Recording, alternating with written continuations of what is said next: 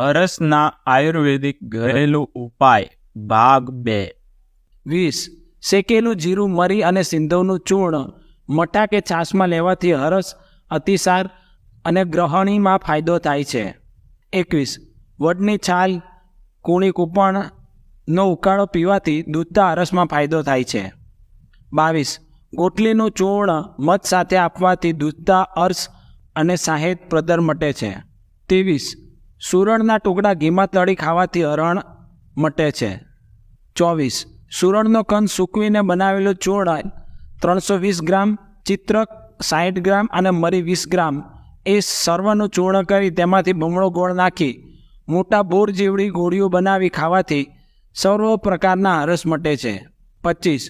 સૂંઠનું ચૂર્ણ છાશમાં પીવાથી હરસમાં ફાયદો થાય છે. 26. હળદરનો ગાંઠિયો શેકી તેનું ચૂર્ણ કરી કુંવારના ગર્ભમાં મેળવીને 7 દિવસ સુધી ખાવાથી હરસમાં ફાયદો થાય છે. 27.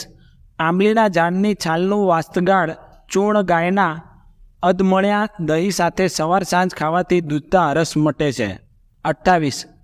આંબાની ગોટલીનું ચૂર્ણ મધમાં અથવા સાદા ઉફાળા પાણી કે મોળી છાશમાં લેવાથી દૂધતા હરસ મટે છે. 29.